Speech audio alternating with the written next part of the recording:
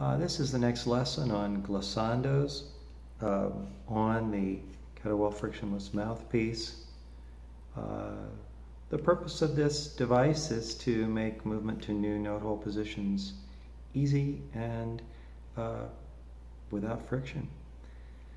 So a glissando is something that we don't oftentimes do on chromatic because it's normally not a very pleasant thing due to the difficulty of sliding the lips, but here's what it is.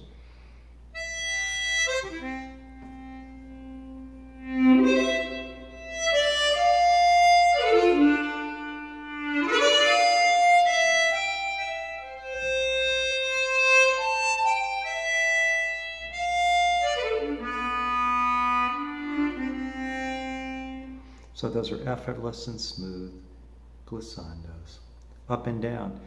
And that's something that we're kind of creatures of habit in our playing, and we tend to do what we did before. And one of the interesting things about this Kettlewell Frictionless Mouthpiece is that it does a lot of other things, and it's kind of fun to explore them. So that's glissandos, easy, friction-free.